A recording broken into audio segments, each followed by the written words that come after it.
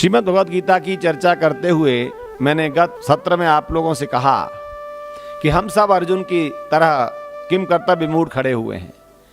जब ऐसे में हम खड़े होते हैं तो इसका दो कारण होते हैं, एक होता है अज्ञान, एक होता है मोह। या तो हम मोहग्रस्त होकर के अपने जीवन को जी रहे हैं, या हमें अज्ञान है कि जीवन है क्या। गीता में जब इस स्थिति में अर्जुन को कृष्ण पाते हैं, कृष्ण अर्जुन से कहते हैं कि हे अर्जुन, जो तू अवसाद में जा रहा है, देखिए तीन कारण मैं तुझे कहता हूं। कुतस्त्वा कश्मलमिदम विषमे समुपस्थितम अनार्यजुष्टम अस्वर्ग्यम अकीर्तिकरम अर्जुन। भगवान कृष्ण कहते हैं कि देख, जब हम इस धर्म युद्ध में आ गए हैं, जैसे कुरुक्षेत्र का मैदान धर्म युद्ध है, यह संसार भी धर्म युद्ध का मैदान है। हमारे सामने दोनों प्रकार की सुख सुविधाएं हैं, एक धर्म के मार्ग से प्राप्त होने वाले और एक अधर्म के मार्ग से प्राप्त होने वाले। धर्म के मार्ग से प्राप्त होने वाले सुख सुविधाओं में विशेषता जुड़ती चली जाएंगी। पहला तो वो स्वर्ग कारक होगा, स्वर्गयम होगा। स्वर्गयम का मतलब विशेष सुख। विशेष सुख में केवल ऐन्द्रिक सुख नहीं होता, जिसमें मन भी सुखी रहता है। और आर्यजुष्टम होगा धर्म का मार्ग, जैसा कि वेदों में कहा गया आर्य ईश्वर पुत्र। वेदों में कहा गया अहम भूमि अदाम आर्याय। संस्कृत के व्याकरणकारों ने कहा आर्य वह है जो ज्ञान पूर्वक गमन करके लक्ष्य की प्राप्ति करता है। आर्य वह है जो श्रेष्ठ आचरण करता है। आर्य वह है जो गतिशील रहता है। ये सब विशेषताएं कहलाती हैं। गीता कहती है, भगवान कृष्ण कहते हैं आर्यजुष्टम, जो आर्यों के द्वारा प्रशंसित है, स्वीकृत है। और तीसरा है कीर्तिकरम, धर्म का मार्ग अपनाने वाले व्यक्ति का स्वर्ग निश्चित होता है, अर्थात स्वर्ग मृत्यु के बाद नहीं। इन पर भी कभी चर्चा आपके आगे आते रहेगी। स्वर्ग संसार में रहते हुए विशेष सुख का नाम है। तो स्वर्गयम जो आर्यजुष्ट व्यवहार है, उससे स्वर्ग प्राप्त होता है।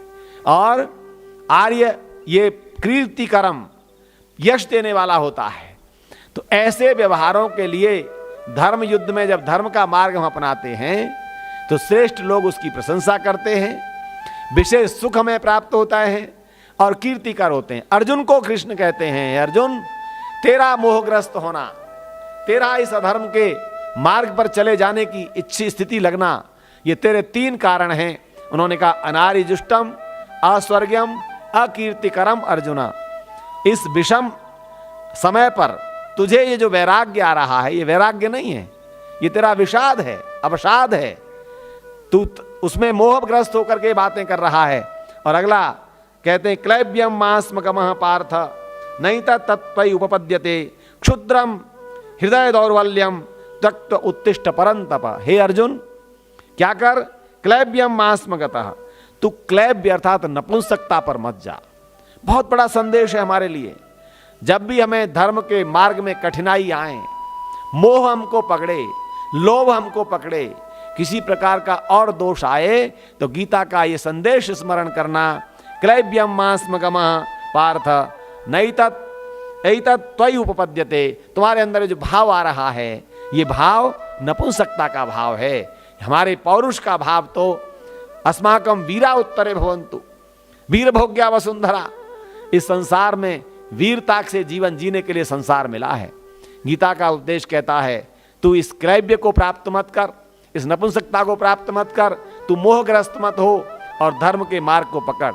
आगे बढ़ते हुए श्री कृष्ण जी कहते हैं, जब अर्जुन ने कहा कथम भीष्मम अहम संख्ये द्रोणम च मधुसूदन इषुभि प्रतियोत्स्यामि पूजार्ह अभिसूदन। हे अरिसूदन, हे मधुसूदन, मैं अपने पूजार्ह लोगों को, जिनके प्रति मैं आदर का भाव रखता हूं, कैसे मारूं, ये सारे उसके मन में विचार आते हैं। उन सब का उत्तर देते हुए कृष्ण एक आचार्य के रूप में एक शिष्य की शंकाओं का समाधान करते हैं। तो मैं निवेदन करता हूं, जब आप गीता को पढ़ें, भगवान कृष्ण को आचार्य के रूप में देखें, अर्जुन के रूप में स्वयं को देखें, और आगे बढ़ते हुए जब जब प्रश्न आए उत्तर प्राप्त करते चले जाइए। भगवान कृष्ण आगे उत्तर इसी क्रम में दे रहे हैं, कह रहे हैं न ऐचत। जब उन्होंने कहा कि मैं क्या करूं, तो इस लोक में देख संसार किस लिए मिला है, यहां पर ये क्रम आता है, कर्मण्येवाधिकारस्ते मां फलेषु कदाचन।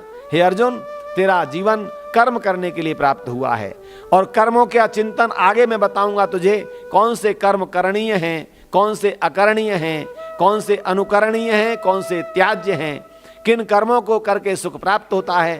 तो आइए विचार करें, गीता के संदेश को प्राप्त करते हुए, भगवान श्री कृष्ण के इस वैदिक उपदेश को ग्रहण करते हुए हम चिंतन करें कि अवसाद में जब जब जाएंगे तो गीता हमको बाहर निकालेगी, अभिमान जब जब आएगा तो गीता हमको बाहर निकालेगी, डिप्रेशन कभी आएगा तो गीता हमको बाहर निकालेगी, स्ट्रेस जीवन में आएगा तो गीता हमको बाहर निकालेगी।